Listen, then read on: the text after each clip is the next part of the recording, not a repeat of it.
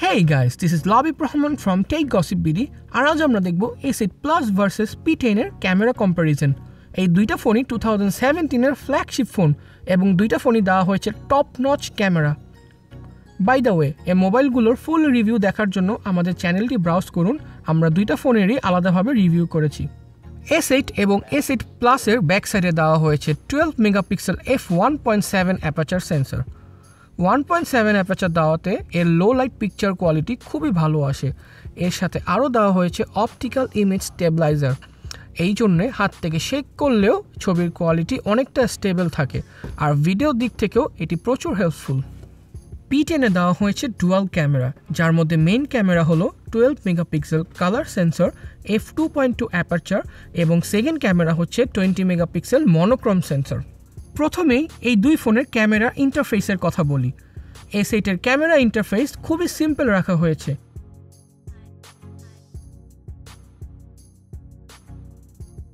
ক্যামেরার যে trigger button সেটি চাইলেও আপনারা আলাদাভাবে সেট করে নিতে পারবেন। S8 এর ম্যানুয়াল মোডে খুব বেশি অপশনস দেওয়া হয়নি, তবে এর বিল্ট ইন ক্যামেরা অ্যাপ থেকে অন্যান্য মোড ডাউনলোড করে নিতে পারবেন। ঠিক একইভাবে P10এও দেওয়া হয়েছে অসংখ্য মোড এবং ফিচার্স। ক্যামেরা ইন্টারফেস S8 এর মতো ক্লিন না হলেও এতে আপনি অনেক মোড এবং ফাংশনস পাবেন, আর এর ম্যানুয়াল মোড দিয়ে অনেক অ্যাডভান্স ফটোগ্রাফি করা যাবে। তাহলে চলুন কিছু পিকচার্স কম্পেয়ার করা যাক।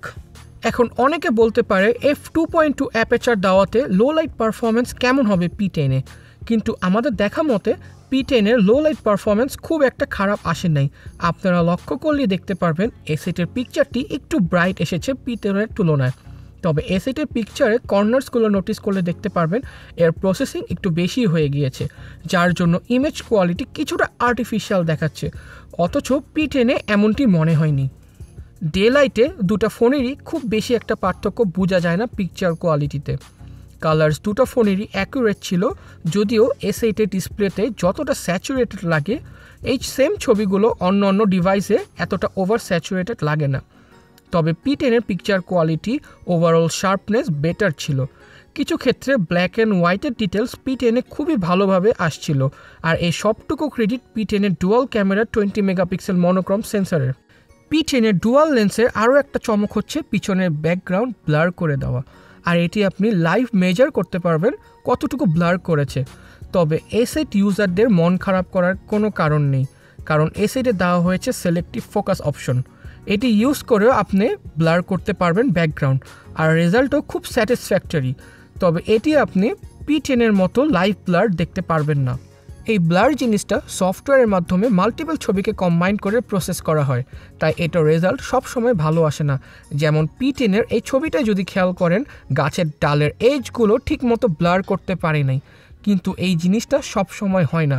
একটু ধীরে সুস্থে প্ল্যান করে পিকচার তুললে ভালো প্রফেশনাল কোয়ালিটি পিকচার আসবে। ভিডিও কোয়ালিটির দিক থেকে আমাদের কাছে S8 এর কোয়ালিটি স্লাইটলি ভালো লেগেছে। দুটি ফোনেরই OIS দেওয়া ছিল, তবে S8 এর ভিডিও একটু স্টেবল ছিল, আর কালার্সগুলো কম্পারেটিভলি সুন্দর লাগছিল। দুটো ফোনকে কম্পেয়ার করে ওভারঅল আমরা যা বুঝলাম, S8 এর অটো মোড দিয়ে অনেক ভালো কোয়ালিটি পিকচার্স ক্যাপচার করা পসিবল, আর P10 এ ম্যানুয়াল মোড দিয়ে আরও অ্যাডভান্স লেভেলের ফটোগ্রাফি পসিবল, যদি আপনি অপশনসগুলোর সাথে ইউজ টু হতে পারেন।